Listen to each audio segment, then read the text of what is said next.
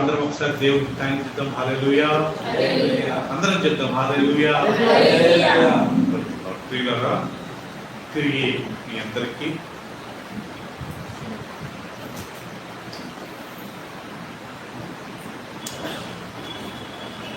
మీ అందరికీ ప్రభు అయిన యేసుక్రీస్తు నామములో వందనాలు చెల్లిస్తున్నాము.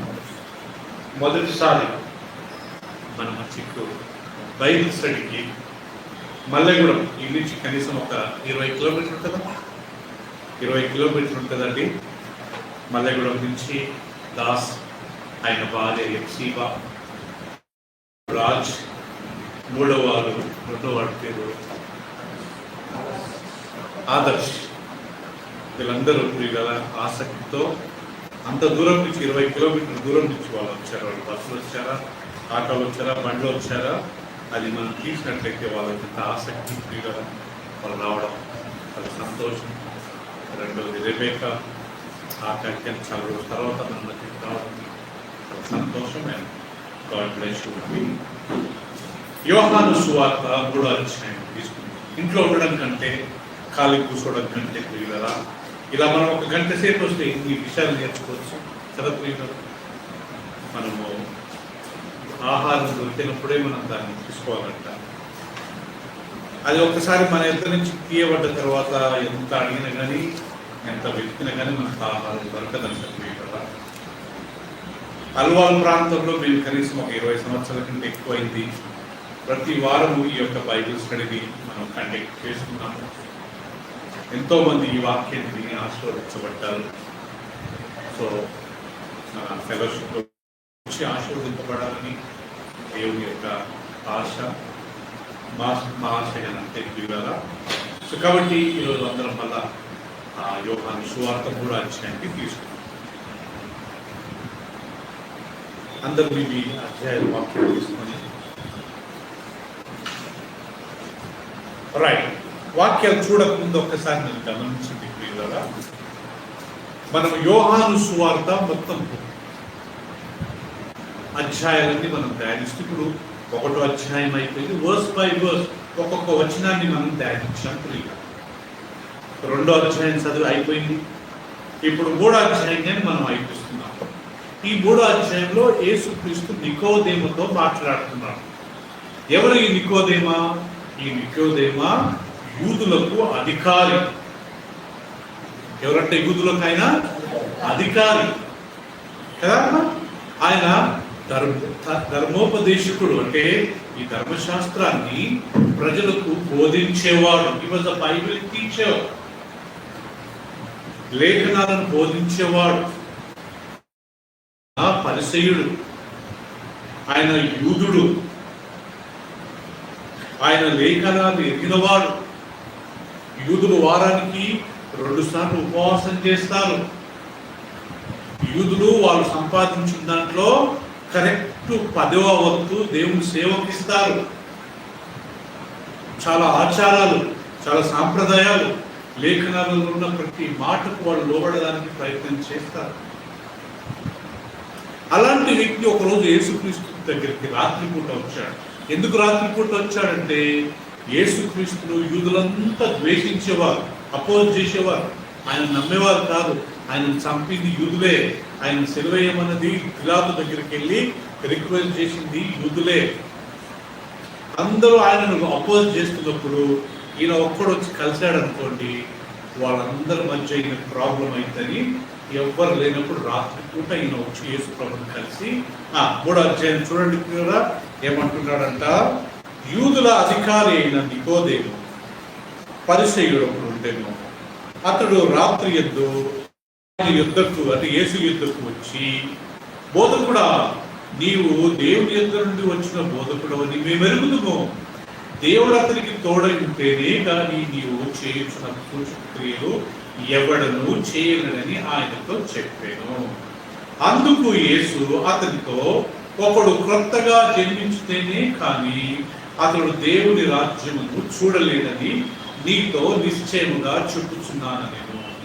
అందుకు నికోదేము, ముసలివాడైన మనుషుడు ఎలాగూ జన్మింపగలడు? 2వ మారు తల్లి గర్భమందు ప్రవేశించి జన్మింపగలడా అని ఆయన అడగగా యేసు ఇట్లనెను, ఒకడు నీటి మూలముగాను ఆత్మ మూలముగాను జన్మించితేనే గాని దేవుని రాజ్యములో ప్రవేశింపలేడని నీతో నిశ్చయంగా చెప్పుచున్నాను. శరీర మూలముగా జన్మించినది శరీరమును, ఆత్మ మూలముగా జన్మించినది ఆత్మనై ఉన్నది. మీరు క్రొత్తగా జన్మింపవలనని నేను మీకు చెప్పినందుకు ఆశ్చర్యపడవద్దు. గాలి తనకిష్టమైన చోటును విసురును, నీవు దాని శబ్దం విందువే గాని వచ్చునో ఎక్కడికి పోవునో నీకు తెలియదు. ఆత్మ మూలముగా జన్మించిన ప్రతి వాడును అలాగే ఉన్నాడనెను.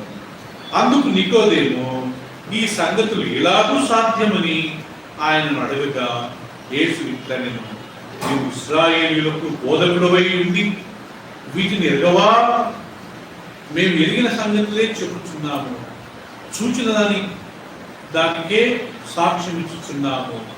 మా సాక్ష్యం మీరు అంగీకరింపరని మీతో నిశ్చయముగా చెప్పుచున్నాము.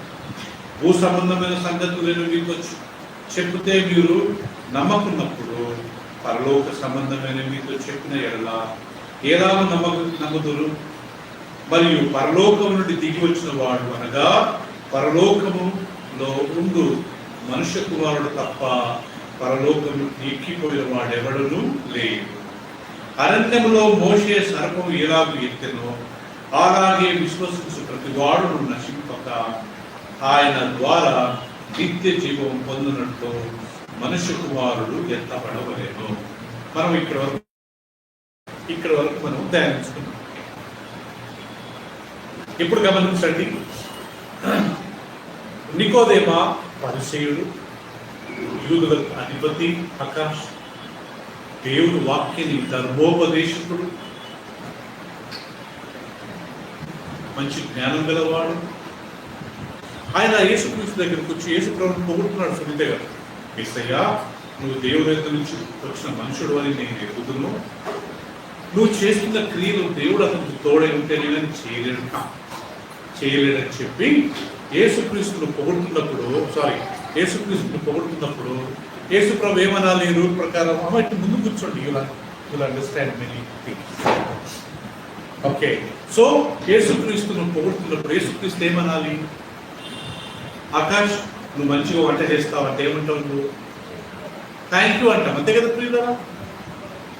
రెబెక్కా మంచి వంట చేస్తాం, లేకుంటే మరియమ్మ గారు మంచి పులిహోర చేస్తుందంటే మనం ఏమంటాం? మరియమ్మ గారు థ్యాంక్ యూ అంటాం, అంతే కదా సిస్టర్ గారు? కానీ ఇక్కడ యేసుక్రీస్తు థ్యాంక్ యూ అని అన్నాడా? ఏమన్నాడు? నేను నీతో నిశ్చయముగా, ఇంగ్లీష్ లో ఆమేన్ ఆమేన్ ఆమేన్ ఆమేన్ అంటే truly truly I say unto you. ఓ నికోదేమా, ఇది అబద్ధం కాదు, ఇట్స్ వెరీ వెరీ ట్రూ. నువ్వు కొత్తగా, ఒక మనిషి కొత్తగా జన్మిస్తేనే కానీ దేవుడి రాజ్యం చూడలేడు, ప్రవేశించడం కాదు. ఈ నుంచి మౌలాలి కొండను మనం చూస్తాము, కానీ అక్కడికి ప్రవేశించడం ఎంత కష్టం తెలుసా? మనకు ఒక కోట ఉంది కదా, ఏమంటారు దాన్ని? గోల్కొండ ఫోర్టు. మనం ఎప్పుడైనా మేదిపట్నంకి వెళ్ళి చూస్తే ప్రియులరా, కొండ పెద్ద చూడొచ్చు, కానీ అక్కడికి వెళ్ళడం ఎంత కష్టం. నేను 2-3 సార్లు నిన్న ఆయాసపడ్డా, నేను జీవితంలో పైకి ఎక్కినట్టున్నాను.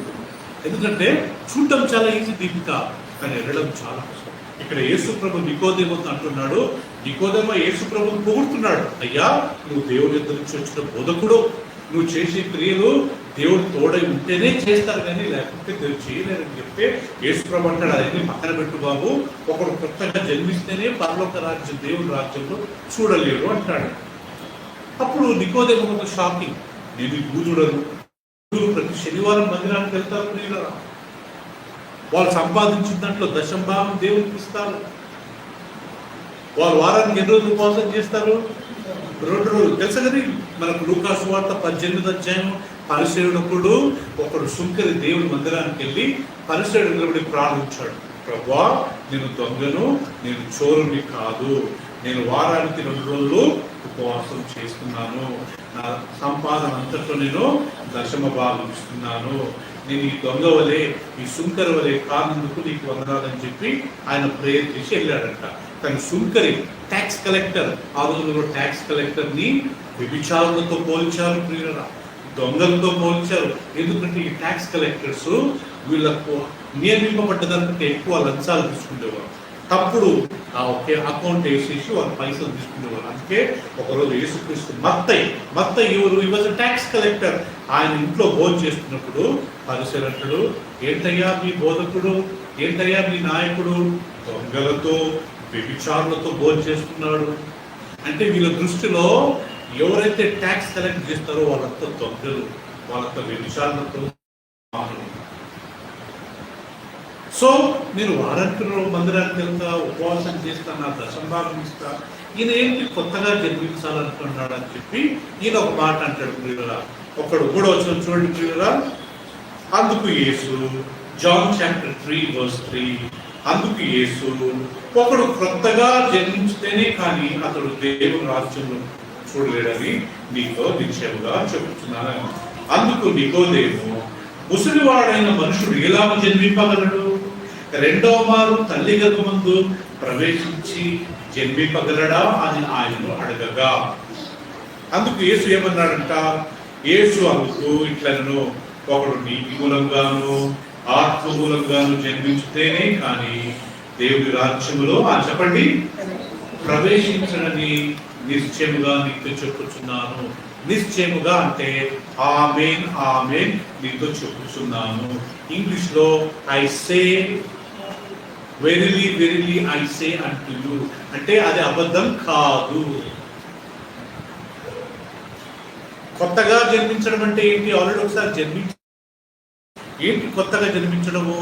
తల్లి గర్భంలో ముసలివాడైన తర్వాత మళ్ళా తల్లి గర్భంలో ప్రవేశించి రెండవ మారు జన్మించగలడా అని నికోదేమ యేసు ప్రభువు అది అడగడానికి వినడానికి చాలా అసహ్యంగా ఉంది ప్రియులరా. రెండో మారు తల్లి గర్భంలో ప్రవేశించగలడా, ఎంత అసహ్యంగా ఉంది ఆ మాట. రెండోసారి జన్మించగలడా, అది బాగుంది. కానీ ముసలివాడైన తర్వాత తల్లి గర్భంలో ప్రవేశించగలుగుతాడా అని అన్నప్పుడు అది చాలా అసహ్యం. అయినా కానీ యేసు ప్రభు కోపపడకుండా ఏమంటాడంట? ఒకడు నీటి మూలముగాను ఆత్మ మూలంగాను జన్మిస్తేనే కానీ అతడు పరలోక రాజ్యంలో ప్రవేశించడు. ఇప్పుడు చూడ్డం కాదు, ఇప్పుడు ఏంటంట ప్రవేశించడం. మనం చూడ్డం ఓకే. మోషే ఒక కొండ మీద నుంచి యెరూషలేము పట్టణాన్ని చూశాడు, వెళ్ళాడు, అక్కడికి చనిపోయాడు, ఆ కొండ మీద చనిపోయాడు. అప్పుడు మోషేకి 120 సంవత్సరాలు. మోషే ఒక తప్పు చేశాడు. కోపంతో దేవుడు ఆ బండతో మాట్లాడమన్నప్పుడు ఈ పబ్లిక్ కోపం, ఈ పబ్లిక్ టెన్షన్తో ఆ బండను ఆ కట్టెతో కొట్టాడంట. 10 కమాండ్మెంట్స్ దేవుడు 40 రోజులు ఉపవాస ప్రార్థన చేసిన తర్వాత 2 రాతి పలకల మీద దేవుడు 10 ఈయన కిందికి వస్తున్న అందరూ దూడ, ఒక బంగారంతో ఒక దూడను చేశారు. దూడను చేసి ఇదే దేవుడు, ఇదే యెహోవా అని చెప్పి ఆరాధిస్తున్నప్పుడు ఆయన చేతిలో ఉన్న 2 ఆ పలకలు 10 కమాండ్మెంట్స్ ఆయన పగలగొట్టాడు. అంటే దీన్ని బట్టి మోషే చాలా షార్ట్ టెంపర్డ్.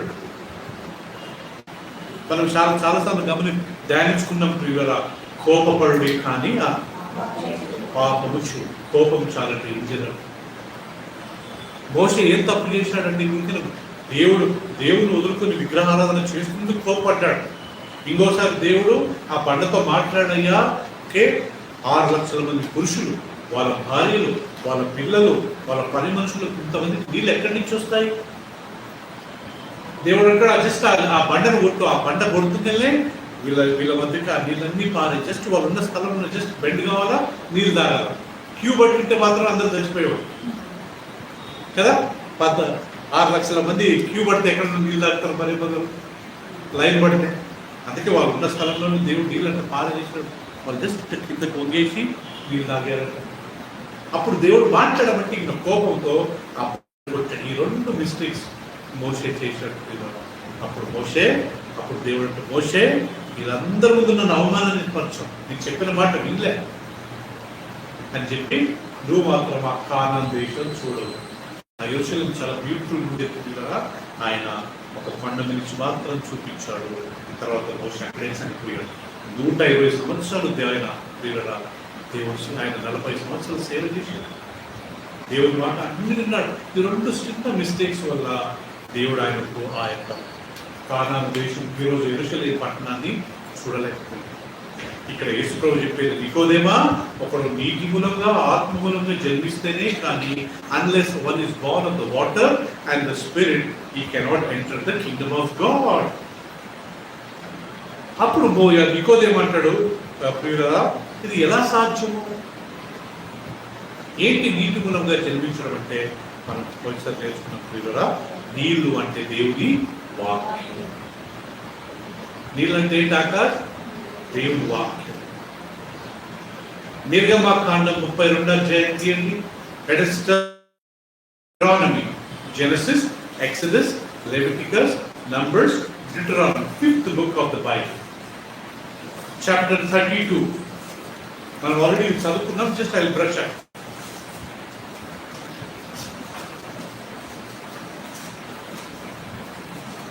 ముప్పై 32వ అధ్యాయం ప్రియులారా, ఇక్కడ దేవుని వాక్యమును దేంతో పోల్చారు చూద్దామా? మనం చాలాసార్లు చదువుకున్నాము, మళ్ళీ ఒకసారి దీన్ని ధ్యానిస్తున్నాం ప్రియులారా. ఏమనుందంటే డిట్రానమీ చాప్టర్ 32, ఆకాశ మండలమా చెవి, నేను మాటలాడుదు, భూమండలమా నా నోటి మాట వినుము, నా ఉపదేశము, ఆ మాట గుర్తుపెట్టుకోండి, నా ఉపదేశము వానవలే కురియును, నా వాక్యము ఎలా ఉందంట? మంచు వలెను, లేత గడ్డి మీద పడు చినుకుల వలెను, పచ్చిక మీద కురియు వర్షం వలె. ఇక్కడ ఇంగ్లీష్ లో చదవండి, Deepika little loudly. Give ear, O heavens, and I will speak. And earth, hear the words of my mouth. May my teaching drop as the rain. Rain. My teaching, rain. My speech distill as the dew. Dew. My speech is dew. Like gentle rain upon the tender grass. Gentle rain. Third. And like the showers upon the herb. Like the showers. ప్రియులారా, ఇక్కడ 4. ఒకటి showers, is water, rain, due. ఏంటి ఇవన్నీ 4? వాటరే కదా. మంచు, నీళ్లు, వర్షము, వాన. ఏంటి ఇవన్నీ 4?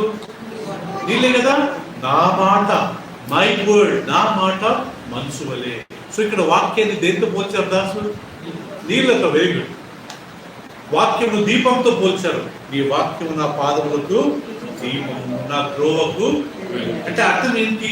ఈ వాక్యం చదువుకుంటే చీకట్లో లైట్, టార్చ్ లైట్ ఎట్టేస్తారో అట్లా దేవుని వాక్యం మనకు చూపిస్తున్నట్టు దీపిక మనం ఎలా వాడగలరు, ఏ మార్గంలో నడవాలి. అబద్ధాలు ఆడకూడదు, మోసం చేయకూడదు, వేరొకరి మీద అన్యాయంగా మాట్లాడకూడదు, వేరొకరి మీద మనం సాడీలు చెప్పకూడదు, వేరొకరి వెనక కోపపడకూడదు. ఇవన్నీ వాక్యం చదివినప్పుడే మనకు అర్థమైతే. సో నికోదేమా, నువ్వు నీతి మూలంగా జన్మించాలంటే అర్థం ఏంటంటే నువ్వు ఏది చేసినా వాక్యం ప్రకారమే చేయాలా. నీకు ఇష్టం వచ్చినట్టు చేయి. నేను ఒకప్పుడు వాక్యం తెలియనప్పుడు, నాకు ఇష్టం వచ్చినట్టు చేసేవాడిని. సమాధులకు వెళ్ళి సమాధుల మీద పూలు వేసుకుని ఆ సమాధులు ప్రేయర్ చేసేవాడిని మాట అంటున్నప్పుడు. కానీ ఎప్పుడైతే నేను యేసు ప్రభువుని తెలుసుకున్నానో, ఇప్పుడు నాకు వాక్యం తెలిసింది కదా, నేను అవన్నీ చేయను. ఇప్పుడు ఏం చేసినా బైబిల్లో ఉందా బ్రదర్ మాట? మనం ఏదైనా చేయకుండా అడగాల, ఇది వాక్యం ఉందా, మనం చేయొచ్చా, అక్కడికి వెళ్ళొచ్చా, వాక్యం అది ఉందా లేదా? అందరూ చేస్తున్నారని మనం చేసినాం అనుకోండి, మనం రేపు పరలోక రాజ్యానికి వెళ్ళడం కష్టం. ఎందుకంటే ఇన్ని పుస్తకాలు దేవుడు ఎన్ని ఉన్నాయండి ఈ మాటలలో. మీరు మనం సామెతలు చదువుతే చక్కగా రాయబడ్డ సామెతల్లో మనం ఎట్లుండాలా? ఒక సామెతలు నాకు ఒక వాక్యం మనం చదువుతుంటే ఒక వాక్యం ఏంటంటే, అబద్ధాలు చెప్పేవారి కంటే దరిద్రులతో ఉండడం మేలు. అబద్ధాలు మాట్లాడే వారి కంటే దరిద్రులు అంటే అర్థం ఏంటి రేబెక్క? దరిద్రులు అంటే అర్థం ఏంటి? పేదవారు. ఫైనాన్షియల్ గా పెద్ద రిచ్ కాకపోవచ్చు, కానీ ఈ బైబిల్ ఏముంది? అబద్ధాలు చెప్పి మోసాలు చేసి అందరి దగ్గర వాళ్ళ కడుపులు కొట్టే వాళ్ళతో మనం ఉండడం కంటే ఎవరితో ఉండడం బెస్ట్ అంట? బీదలతో, పేదలతో మనం ఉండి ఏదో వాళ్ళు చిన్న చిన్న ఛాయో లేకపోతే కష్టం ఉన్న అలాంటి వాళ్ళతో మంచిది. జ్ఞానవంతుడు తల్లిదండ్రులను బాధ పెట్టాడంట, మూర్ఖుడు తల్లిదండ్రులను బాధ పెడతాడంట. ఇవన్నీ వాక్యాలు ఉన్నాయి ప్రియులరా. జ్ఞానవంతుడు రాబోయే కష్టాన్ని ఇప్పుడే పసిగట్టి తప్పించుకుంటాడు. మూర్ఖుడు ఏమనగాని చెప్పి ఆ యొక్క కష్టాలలో ఇరకపోతాడు. ఈ రకంగా దేవుని వాక్యములు దేంతో పోల్చారంట? నీళ్లతో. ఒకడు నీటి మూలంగాను జన్మించాలంటే అర్థం ఏంటంటే వాక్యం మూలంగా జన్మించాలి. రెండవది నీటి మూలంగా జన్మించాలంటే మనం వాటర్ బ్యాప్టిజము తీసుకోవాలి. యేసు ప్రభు ఈ లోకంలో ఉన్నప్పుడు బాప్తిసం తీసుకున్నాడా లేదా ప్రియులారా? కరెక్ట్ ఆయన 30 సంవత్సరాలు ఉన్నప్పుడు యోహాను దగ్గరికి వచ్చి యోర్దాను నదిలో, యెరూషలేములో యోర్దాను నదిలో ఆయన బాప్తిసం తీసుకున్నాడు. ఆయన చిన్నగా ఉన్నప్పుడు బాప్తిసం తీసుకోలేదు, కరెక్ట్ 30 సంవత్సరాలప్పుడు బాప్తిసం తీసుకున్నాడు. సో నీతి మూలంగా జన్మించాలంటే ఒకటి వాక్య ప్రకారం జీవించాలా, రెండోది వాటర్ బ్యాప్టిజం తీసుకోవాలి. ఆత్మ మూలంగా జన్మించాలంటే కదా మనము ఎప్పుడైతే యేసు ప్రభును అంటే ఆ వాక్యం ప్రకారం జీవిస్తామో ఆటోమేటిక్గా దేవుడు తన ఆత్మతో మనల్ని అభిషేకిస్తాడు. అప్పుడు దిగ్గోదేమంటాడు, శరీర మూలంగా జన్మించింది శరీరమే, ఆత్మ మూలంగా జన్మించింది ఆత్మనే. గాలి ఎక్కడి నుంచి వస్తుందో ఎక్కడికి పోతుందో ఎవరికి తెలియదు. అలాగే కొత్తగా జన్మించడం అంటే కొద్దిగా అట్నే ఉంటుంది, ఎవరికి అర్థం కాదు. ఇప్పుడు ఎగ్జాంపుల్, నేను ఒకప్పుడు విగ్రహాలను చేసేవాడిని, ఒకప్పుడు అబద్ధాలు చెప్పేవాడిని, అన్ని పనులు చేసేవాడిని. ఎప్పుడైతే నేను ఒకరోజు ఒక మీటింగ్కి వెళ్ళానో అక్కడ వాళ్ళు వాక్యం చెప్తుంటే మార్పు వచ్చింది. నేను చాలా ఏడ్చాను. అప్పటి నుంచి ఈ రోజు వరకు నేను దేవుని కొరకే జీవిస్తున్నాను. ఎలా అయింది ఇది? నాకే తెలియదండి. గాలి ఎక్కడి నుంచి వస్తుందో ఎక్కడ పోతే ఎవరికి తెలియదు. అలాగే మన మనసులో ఎలా మారుతాయో మనకు తెలియదంట. అదే మొన్నటి వరకు తాగేవాడు, మొన్నటి వరకు అన్ని చెడ్డ పనులు చేసి ఈ వ్యక్తి ఇంత త్వరగా ఎలా మారాడు? ఇదిగో గాలి ఎక్కడి నుంచి వస్తుందో ఎక్కడ పోతుంది ఎవరికి తెలియదు. అలాగే ఆత్మూలంగా జన్మించే ప్రతివాడు అలాగే. ఇప్పుడంతా ప్రియుల మనం చదివినంతా దేవుడు నికోదేమోతో మాట్లాడుతున్నాడు. ఇదంతా చెప్పిన తర్వాత మళ్ళా నికోదేము అంటాడు, ఇవన్నీ ఎలా సాధ్యము ప్రభువా? ఇంత ఎక్స్ప్లెయిన్ చేసిన తర్వాత కానీ ఇది ఎలా సాధ్యము ప్రభువా? 9వ చూడండి. అందుకు నికోదేమా ఈ సంగతులు ఎలాగూ సాధ్యమని ఆయనను అడగగా. ఇంత ఎక్స్ప్లెయిన్ చేశాడు, గాలి గురించి చెప్పాడు. శరీర మూలంగా జన్మించింది శరీరమే అంటే అర్థం ఏంటి? శరీర మూలంగా జన్మించిందంటే మనం ఒక్కసారి మన తల్లిదండ్రులకు జన్మించాం కదండి, అది శరీర మూలంగా జన్మించినట్టు. మూలంగా జన్మించడం అంటే ఎప్పుడైతే మనం పాపాలు ఒప్పుకొని యేసు ప్రభువుని యాక్సెప్ట్ చేసి బ్యాప్టిజం తీసుకొని వాక్యం ప్రకారం జీవిస్తామో అది ఆత్మ మూలముగా. సో శరీరం మూలంగా జన్మించిన వారు పరలోక రాజ్యంలో చేరరు, రక్త మాంసములు దేవుని రాజ్యమును మనం చదువుకున్న అవన్నీ అయిపోయినాయి. రక్త మాంసములు దేవుని రాజ్యమును స్వతంత్రించుకో. Blood and flesh will not inherit the kingdom of God. మనం కొత్తగా జన్మించాలా. సని కొత్తగా జన్మిస్తేనే మనకు పరలోక. దాని తర్వాత ప్రియులరా 9-10 వచనంలో అప్పుడు యేసు ప్రభు అంటాడు 10వ వచనంలో, యేసు ఇట్లను నీవు యూదులకు ఇశ్రాయేలులకు బోధకుడు ఉండి వీటిని ఎరగవా? నేను ఇది చెప్పినా కానీ ఇది ఎలా సాధ్యం అని అడుగుతున్నావే. నువ్వు యూదులకు బోధకుడు కదయా, ఇంటిగా తెలియదు నీకు కొత్తగా నిర్మించు. ఇప్పుడు ఎగ్జాంపుల్, నాకు ఒక బాబు ఒక పాప అండి. నేను మారు మనసు పొంది బాప్తిసం తీసుకుని నా యొక్క పాత జీవితాన్ని మార్చుకుని నేను దేవుడి బిడ్డగా మారాను. ఇప్పుడు నా పుట్టిన కుమారుడు సన్నీ, పుట్టిన కుమార్తె ప్రిన్సీ, వీళ్ళు ప్రియులారా మాకు పుట్టిన మాత్రాన వాళ్ళు దేవుని బిడ్డలు కాదు. వాళ్ళు కానీ పాపాలు ఒప్పుకోవాలి, వాళ్ళు కానీ మారు మనసు పొంది బ్యాప్టిజం తీసుకోవాలా. వాళ్ళు కానీ పాపాలు ఒప్పుకోవాలి, దేవా ఐఎమ్ సారీ ప్రభువా, ఒక కొత్త జీవితం అప్పుడు వాళ్ళు పరలోక రాజ్యానికి వెళ్తారు. అదర్వైజ్ ఏదో పాస్టర్ కూతురు సన్నీ పాస్టర్ కొడుకు, అంతేగాని వాళ్ళు దేవుని బిడ్డలు కాదు. ఇక్కడ కూర్చున్న మన పేరెంట్స్ క్రిస్టియన్స్ అయి ఉండొచ్చు, అంత మాత్రాన మనం క్రిస్టియన్స్ కాదు. క్రిస్టియన్స్ ఎవరవుతారంట? ఎవరు కొత్తగా జన్మించి ఆత్మ మూలముగా నీటి మూలంగా జన్మిస్తారో వాళ్ళే దేవుని బిడ్డలు. సో కాబట్టి ప్రతిరోజు మన పాపాలు ఒప్పుకోవాలి. ప్రభువా, ఇంకా నాలో ఏమైనా తప్పులు ఉంటే క్షమించండి, ఇంకా ఏమైనా చెడు మాటలు నాలో ఉంటే క్షమించండి, నాలో ఏమైనా చెడు అలవాట్లు ఉంటే నన్ను క్షమించండి, ఇంకా నేను ఆయన బ్యాడ్ ప్రాక్టీస్ ఏమైనా చేస్తుంటే నన్ను క్షమించమని మనం రిపెంట్ అయ్యి అడగాల ప్రియులారా. ఎందుకంటే రేపు దేవుడి ముందు దేవుడి పుస్తకాలు తెలుస్తాడు. మనం చేసిన పాపాలన్నీ ఆ పుస్తకాల్లో ఉంటాయంట. అప్పుడు ఆడ మన ఎవరు మనకు రికమెండ్ చేయరు. ఓ ప్రభువా, నాకు ఆకాశ్ తెలుసని నేను అక్కడ రాలేదు, లేకపోతే నేను ఒకవేళ రేపు దేవుడు తీర్పు నా కొరకు వచ్చి, బ్రదర్ నాకు తెలుసు సైమన్ బ్రదర్ అల్వాలో ప్రైజ్ లార్డ్ ఫెలోషిప్ మినిస్ట్రీ నడుపుతుండే, నో రికమెండేషన్, నా ఆత్మకు నేనే జవాబుదారు. అందుకే ప్రతిరోజు నీ పాపాల గురించి నువ్వు ఒప్పుకోవాలి. ఎప్పుడైతే మనకు జ్ఞానం వస్తుందో అప్పటి నుంచి మన పాపాలు కౌంట్ అయింది. ఇప్పుడు ఈ పాప ఉంది, ఈ పాప ఒకవేళ తప్పు చేస్తే దేవుడు ఆమె పాపాలు బుక్లో రాయడు, ఎందుకంటే ఇన్నోసెంట్. నాకు తెలిసి 11-12 ఇయర్స్ వరకు ఎవరు చనిపోయినా చిన్నపిల్లలు దేవుని దగ్గరికి వెళ్తారు. 13 టీనేజ్ అంటారు, 13, 14, 15, 16, 17, 18, 19. సో 13 నుంచి మనం చేసే ప్రతి పాపాలు పరలోక రాజ్యంలో దేవుడు పిల్లరా ఆయన నోట్ చేసుకుంటాడు. అవి మనం ఒప్పుకోకుండా మనం అట్నే కంటిన్యూ అయ్యామనుకోండి, రేపు చనిపోయినప్పుడు దేవుడు ఆ బుక్ తెలుస్తాడు. సైమన్, నువ్వు ఎందుకు ఈ అబద్ధాలు చెప్పావు, ఎందుకు ఆ రోజు వాళ్ళ మీద అంత ద్వేషంగా మాట్లాడావు అని చెప్పి రేపు దేవుడు ఇక ఆ పుస్తకాలు తెలిస్తే అప్పుడు నన్ను ఎవరు పంపించలేదు. ఎంత పుణ్యం బాధకున్నా దేవుడిని క్షమించు. అందుకే ఈ బైబిల్ స్టడీ, అందుకే దేవుడు వాక్యం ఇచ్చాడు, అందుకే పంపించాడు, అందుకే పాస్టర్లు ఇంటింటికి వాక్యం చెప్తున్నారు. యూట్యూబ్లో వాక్యం వస్తుంది, ఫేస్బుక్ ఓపెన్ చేస్తే వాక్యం, వాట్సాప్ ఓపెన్ చేస్తే వాక్యం, ఇంటింటికి దేవుని సేవకులు వెళ్ళి వాక్యం చెప్తున్నారు, స్ట్రీట్స్లో నిలబడి బైక్లలో వాక్యం చెప్తున్నారు. టీవీ ఆన్ చేయండి, పొద్దున్న 6 నుంచి 6:30 వరకు ప్రతి టీవీలో మార్నింగ్ దేవుని వాక్యం. అందుకే మనందరం మన పాపాలు ఒప్పుకోవాలి, మనం దేవునికి సమర్పించుకోవాలి. అయినంత వరకు చెడు అలవాట్లలో మనం ఉండకుండా మనం ప్రయత్నం చేయాలి. నికోదేమా, నువ్వు యూదుల బోధకుడు ఏది తెలియదా నీకు? రైట్, ఆ కాన్వర్జేషన్ వస్తూ లాస్ట్కు ప్రియులరా 11వ వచనం చూడండి ఏమంటాడు. 11వ వచనము.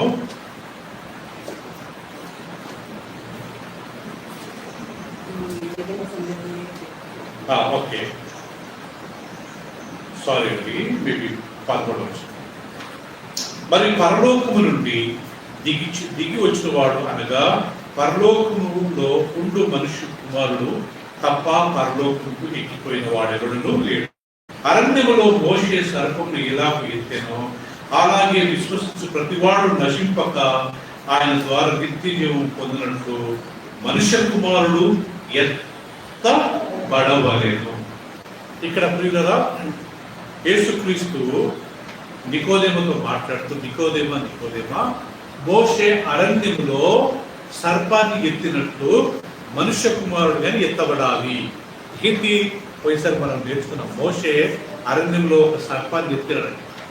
ఒకరోజు యూదులు, కొన్ని లక్షల మంది యూదులు అరణ్యంలో ప్రయాణం చేసుకుంటూ ఏదో పాపం చేశారండి, దేవుడి మీద సనిగారు, దేవుడి మీద వదిలేరు. ఏంటి ప్రభువా, మేము ఐగుప్తులో ఉంటే బాగుంటుంటే, ఏంటి అరణ్యంలో రోజు మన్నా, ఏంటి వాటర్ లేవు, వాటిని బురుగుతుంటే దేవుడు కొన్ని లక్షల సర్పాలు పంపించాడు.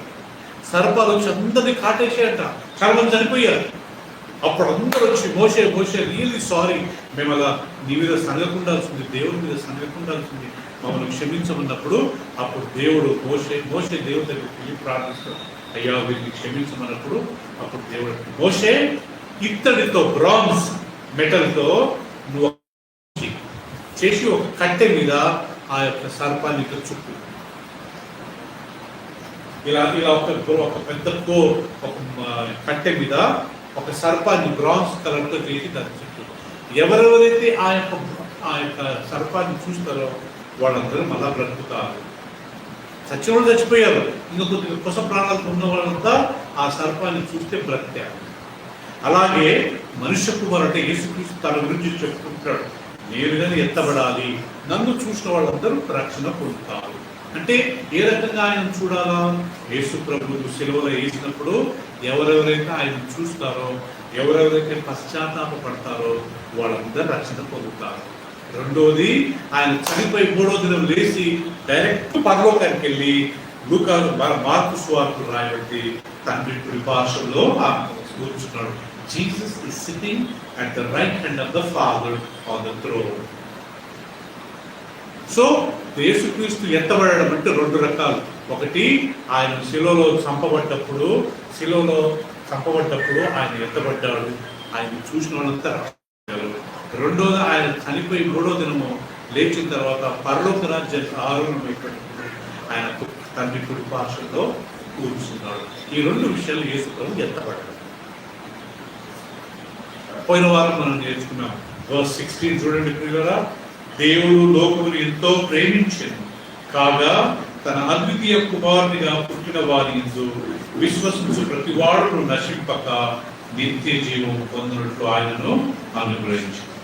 God so loved the world that he gave his begotten son, that whoever believes in him should not perish but have everlasting life. So ప్రియులారా, పోయిన వారం మనం ఇది నేర్చుకున్నాం. దేవుడు ఈ లోకాన్ని ప్రేమించాడు. దేవుడు యూదులను మాత్రమే ప్రేమించలే, దేవుడు క్రిస్టియన్స్ మాత్రమే ప్రేమించలా. దేవుడు ఎవరిని ప్రేమించాడు? లోకం. God so love the world. మీరు చెప్పండి, వరల్డ్ లో ఒకటి క్రిస్టియన్స్ ఉన్నారా? వరల్డ్ లో యూదులు మాత్రమే ఉన్నారా? కదా దివ్య? వరల్డ్ అందరూ ఉన్నారు, అన్ని ఉన్నారు. దేవునికి ఏ పక్షపాతం లేదు, ఏ కులము లేదు. ఎఫెసీయులకు రాసిన పత్రిక ఒకసారి తీసుకున్నాం. బుక్ ఆఫ్ ఎఫెసియన్స్ పోయిసారి మనం నేర్చుకున్నాం ప్రియులారా. దేవునికి ఎలాంటి కులం ఉందా? దేవునికి ఎలాంటి భేదం ఉందా? దేవునికి ఎలాంటి జాతి ఉందా? యేసు ప్రభువుని నమ్ముకున్న తర్వాత వాళ్ళకి ఏదైనా జాతి లేకుంటే కులం ఉంటుందా? యూదుడని, గ్రీకుడని,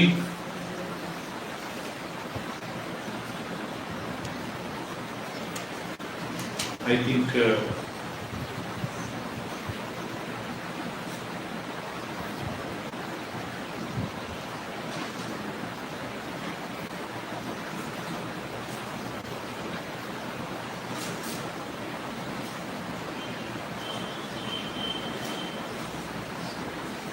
ఎఫెసీయులకు రాసిన పత్రిక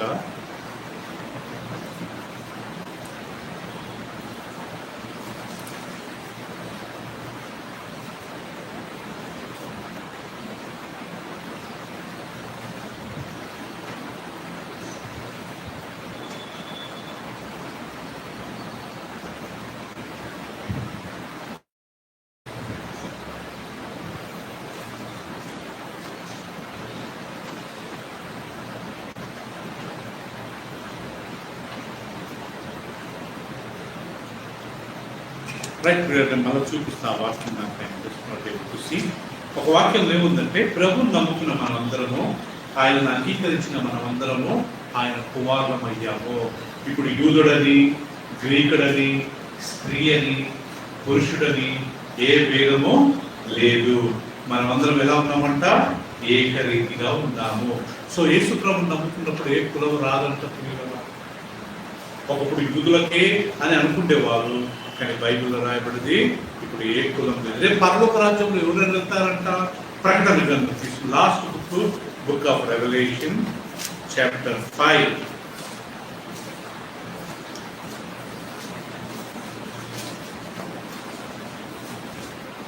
ఐదో అధ్యాయంలో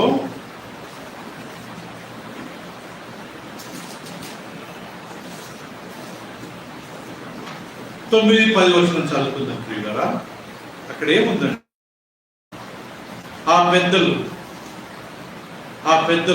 నీవు ఆ గ్రంథమును తీసుకుని దాని ముద్రలను విప్పుటకు యోగ్యుడవు, నీవు వధింపబడిన వాడవై నీ రక్తం ఇచ్చి. ఆ 3:27. Okay, thank you. తర్వాత చదువుకుందాం. Very very nice, thank you. So ప్రియులారా, ఇక్కడ ఏముందంటే, నీవు వధింపబడిన వాడై నీ రక్తం ఇచ్చి ప్రతి వంశములోను, చూసారండి, ప్రతి వంశములోను, ఆయా భాషలు మాట్లాడు వారిలోను, ప్రతి ప్రజలోను, ప్రతి జనములోను దేవునికి మనుషులను కొని మా దేవునికి వారిని ఒక రాజ్యముగా యాజకులుగా చేసి. చూశారు కదా, ప్రతి జనంలో, ప్రతి కులంలో. ఇప్పుడు దేవుణ్ణి నమ్ముకుంటే సునీత గారు ఏ కులము, ఏ జాతి, ఏ వన్. హల్లెలూయా.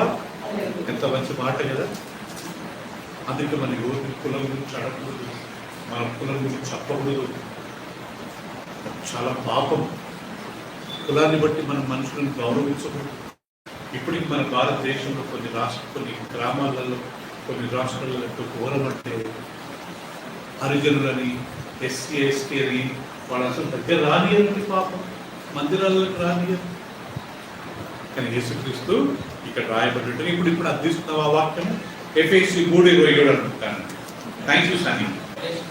సారీ, గలేషియన్స్ కదా. నేను తప్పు చెప్పానండి, క్షమించండి. 3:26 ఏమనుంది దాస్ అక్కడ? యేసుక్రీస్తునందు మీరందరూ విశ్వాసం వలన ఏమయ్యారు? గలేషియన్స్ 3:26 యేసుక్రీస్తునందు మీరందరూ విశ్వాసం వలన దేవుని కుమారులై ఉన్నారు. క్రీస్తులోనికి బాప్తిసం పొందిన మీరందరూ క్రీస్తును ధరించుకుని ఉన్నారు. ఇందులో యూదుడని, గ్రీకు దేశస్థుడని లేదు, దాసుడని, స్వతంత్రుడని లేదు, పురుషుడని, స్త్రీ అని. యేసుక్రీస్తు నందు మీరందరూ చెప్పండి ప్రియులారా ఏకముగా ఉన్నారు. Can you read it loudly? For in Christ Jesus, you are all sons of God through faith. You are all sons and daughters of God through faith. For as many of you as were baptized into Christ have put on Christ. So ఎంతమంది అయితే బాప్తిసం తీసుకున్నారో they are all putting Christ on them. అంటే యేసు ప్రభువును మనం ధరించుకున్నామంట. Okay, తర్వాత there is neither Jew or Greek. There is no Jew, there is no Greek. There is neither slave nor free. There is no slave, there is no free. There is no male and female. చూసారా? Even there is no male, there is no female. For you are all one in Christ Jesus. Hallelujah. You are all one in Christ Jesus. ఆకాశ అర్థమైందా? ఏ భేదం లేదు అన్న, ఏ వ్యత్యాసం లేదు Raj. You are all one. No even women. No, పరలోక రాజ్యంలో women కు వేరే ఒక బహుమానము, పురుషులకు ఒక బహుమానం కాదు. వాళ్ళకి దేవుడు ఇస్తాడు, మనకి అదే ఇస్తాడు. మనల్ని ఎంత ప్రేమించాడో అంతే ప్రేమించాడు. ఈ లోకంలో ఆమె స్త్రీ, ఈయన పురుషుడు అంతే, కానీ దేవుని దృష్టిలో మాత్రం ఎలాంటి భేదము లేదు. అందరూ వన్ ఇన్ క్రైస్ట్. బాపనులు ఎంతమంది బ్రాహ్మిన్స్ ప్రభువుని నమ్ముతున్నారు, ఎంతమంది రెడ్డీస్ ప్రభువుని నమ్ముతున్నారు, ఎంతమంది చౌదరీస్ నమ్ముతున్నారు కదా ప్రియుల. ఎంతమంది పెద్ద పెద్ద కులాల వాళ్ళు ప్రభువుని నమ్ముతున్నారు, ఎంతమంది ఎస్సీ ఎస్టీ హరిజన లేకపోతే ఈ యొక్క ఏజెన్సీ ప్రాంతాలలో వీళ్ళందరూ ప్రియులరా రేపు పరలోక రాజ్యం వెళ్తారట. ఇప్పుడు మనం చదివాం ప్రకటన, ప్రతి జాతి నుండి, ఆయా భాషలు మాట్లాడిన వాళ్ళు, ప్రతి కులంలో నుండి అందరూ తెల్లని వస్త్రములు ధరించుకొని చేతులతో ఖర్జూరపు మట్టలు, ఒకే పామ్ ట్రీ పట్టుకొని దేవుని రాజ్యంలో ప్రవేశించి దేవుని స్తుతించుకుంటారు. ఆ గుంపులో మనంగానే ఉంటామంట. హల్లెలూయా. నో వ్యత్యాసం. ఎవరే కానీ మన కులం గురించి అడుగుతే పిల్లరా, మనం ఆ వ్యక్తి కొంచెం దూరం పెట్టడం మంచిది. కులం గురించి కష్టం మీరు ఏమిటోళ్ళు అని అడుగుతారు కదా, అది చాలా డేంజర్. అడగకూడదు, మనం చెప్పబడింది. ఎందుకంటే అది ఎంత దేవుని వాక్యం అనిపించదు. You are all one.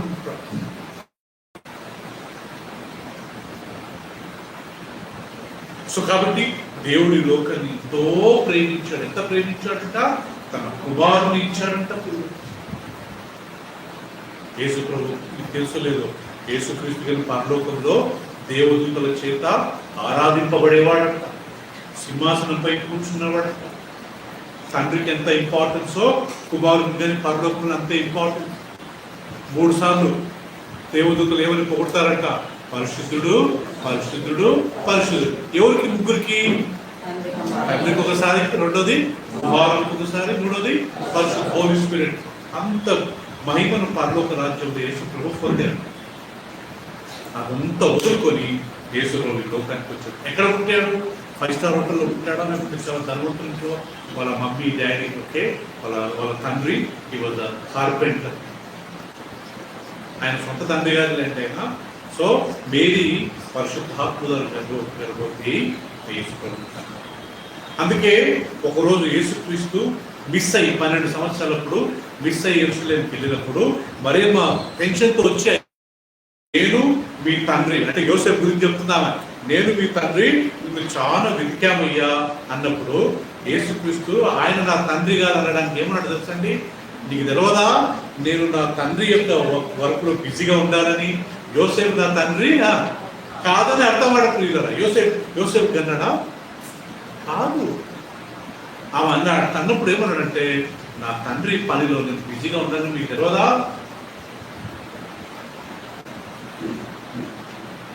So we are all one in Christ. తన కుమారుడు ఇచ్చాడు. యేసు ప్రభు లాస్ట్కి వచ్చి ప్రియులరా ఆయన ఒక పశువుల పాకలు జన్మించాడు. జస్ట్ ఇమాజిన్ అండి, ఆవు పేడ, బర్రెల పేడ, రుచు అంతా వాసన ఆ దేశంలో యేసు ప్రభు జన్మించాడు. అందుకే ఫిలిప్పీలకు రాసిన పత్రికలు ఉంది దీపిక, ఆయన దాసుని రూపము ధరించుకుని, దాసుడు, ఇంట్లో దాసుడు చూసారా? సర్వెంట్ వేరు, స్లేవ్ వేరు. సర్వెంట్ పొద్దున వచ్చి గంటసేపు పని చేసుకుని వెళ్ళిపోతుంది, కానీ స్లేవ్ అంటే కాదు, అటు చచ్చిపోయే వరకు మన ఇంట్లోనే ఉండాలి, మన ఇంట్లోనే ఉండాలి. యేసుప్రభు అలాంటి వేషం ధరించుకొని వచ్చి మనందరి కొరకు సెలవులు చనిపోయి ఎంతో ఘోరమైన తెలుసు కదా. యేసుప్రభు ఉమ్మేశారట, మరేమో కళ్ళు పూసి ఆయన గుద్దారంట, కాళ్ళతో తన్నారంట. కళ్ళు పూసి గుద్ది నేను ఎవరు కొట్టారో చెప్పు అని చెప్పి అడిగారు. ఆయన సిలువ వేసినప్పుడు ఆయన బాడీ మీద బట్టలు లేవంట.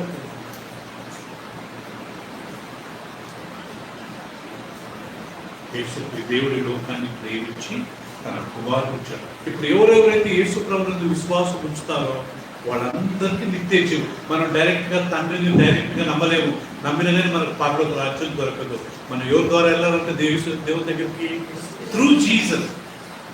ఒకరోజు యేసుక్రీస్తు ఒక మాట అంటాడు కదా, జాన్స్ గాస్పెల్ చాప్టర్ 14 ఇయర్ని, యోహాను సువార్త 14వ అధ్యాయం. యేసు ప్రభు లేకుండా ఎవ్వరే కానీ డైరెక్ట్ గా దేవుని దగ్గరికి వెళ్ళలేరు. ఇప్పుడు యేసుక్రీస్తు ఒక మాట అంటున్నట్టు కదా, మొదటి వచనము, మీ హృదయంలో కలవరపడని ఇప్పుడు దేవుని యందు విశ్వాసం ఉంచుచున్నారు, నా యందు విశ్వాసం ఉంచు. నా తండ్రి ఇంట అనేక నివాసములు కలవు, లేని ఎడలా మీతో చెప్తున్నాను, మీకు స్థలము సిద్ధపరచు వెళ్తున్నాను. నేను వెళ్ళి మీకు స్థలము సిద్ధపరచినలా నేనుండు స్థలమును మీరు ఉండులాగా మరలా వచ్చి నా ఇద్దరు నుండుటకు నిమిత్తము తీసుకుని పోదు. నేను వెళుచున్న స్థలమునకు మార్గము మీకు తెలియదని చెప్పాను. అందుకు తోమా, ప్రభువా ఎక్కడికి వెళుచున్నావు మాకు తెలియదే, ఆ మార్గం ఎలాగ తెలియదని ఆయన అడగగా, యేసు, నేనే మార్గము సత్యమును జీవమును, నా ద్వారానే తప్ప ఎవడను తండ్రి యొద్దకు రాడు. మాకు 6వ వచనం చదువు Deepika. I am the way. Jesus said, 6th verse. Jesus said to him, I am the way. I am the way. And the truth. And the truth. And the life. And the life. No one comes to the Father. No one comes to the Father. Except through me. Except through me. నా తప్ప ఎవడే కానీ తండ్రి యొద్దకు రాదు. So మనం యేసు ప్రభువుని నమ్ముకోకుండా, యేసు ప్రభువుని వెంబడించకుండా మనం ఏమి కానీ చేయలేము. మనకు అల్టిమేట్ గా తండ్రి అయిన దేవుడు యేసు ప్రభువుని నమ్ముకుంటాడు. God so loved the world, he gave his son. Whoever believes the son, they will go to kingdom. యేసు క్రీస్తే మార్గము, యేసు క్రీస్తే సత్యము, యేసు క్రీస్తే. మనం ఆ పాట పాడతాం కదా, రండి వెళ్ళేదాం మన తండ్రి ఇంటికి. సింగ్, మన తండ్రి ఇంటికి, మన తండ్రి ఇంటికి రండి వెళ్ళేదం. మన తండ్రి అక్కడ అక్కడ ఆనందమానందమే, అక్కడ ఆనందమానందం. చలో మేరే సాత్, चलो मेरे साथ मेरे बाप के घर, मेरे बाप के घर, मेरे बाप के घर, चलो मेरे साथ मेरे बाप के घर, वहाँ आनंद आनंद है. Come and go with me, come and go with me to my father's house, to my father's house, to my father's house. Come and go with me to my father's house. There is joy, joy, joy. There is joy, joy, joy. చెప్పండి, ఎక్కడికి వెళ్తున్నాం మనము? పరలోకానికి కాదు, ఎక్కడికి? తండ్రి ఇంటికి. Going to father's house. రేపు మనం చనిపోతే ఎక్కడికి వెళ్తాం దాస్? తండ్రి ఇంటికి. ఆడ తండ్రి లేకపోతే ఇంటికి ఏం లాభం? ఇప్పుడు పెద్ద ఇల్లు ఉంది, ఆ ఇంట్లో తండ్రి ఎవరు లేరు, ఆ ఇంటిని ఏం చేసుకుంటాం మనం? What makes difference? పర్సనే కదా. పర్సనా ప్లేసా? పర్సన్. మనం దేవుడి చిత్తం అయితే వచ్చేవారు వెళ్ళండి. ఓకే ప్రియులరా, రండి, ప్రతి వారం రండి ప్రియులరా. మీ అందరికీ నేను రిమైండింగ్ పంపుతుంటాను. అండ్ ఒకవేళ 5-10 నిమిషాలు లేట్ అని రండి. కొద్దిసేపు 7:30 to 8 వరకు మంచి ఆరాధన చేస్తాం. 8 నుంచి 9 వరకు ఎగ్జాక్ట్లీ మీకు క్లోజ్. అండ్ అందరూ ప్రయత్నించండి. మీ ఇంట్లో ఉన్న వారిని మీరు ప్రోత్సహించండి. రావడం వల్ల మనకి ఆశపడి ఎన్ని విషయాలు మనం నేర్చుకున్నాం కదా ఈరోజు. అదే ఇంట్లో ఉన్నటువంటి ఏది మనకు తెలిసిపోతే ప్రార్థన చేసుకున్నాం. అందరం తల ఉంచుకుని కళ్ళు మూసుకుని ప్రార్థన చేసుకున్నాం. దేవుడు మన మధ్య ఉన్నాడు. ఎక్కడ 2-3 ఉంటారో వారి మధ్య నేను ఉంటాను అన్నట్టు. కాబట్టి మనం 2 నిమిషాలు, దేవా నువ్వు మా మధ్య ఉన్నావు ప్రభువా,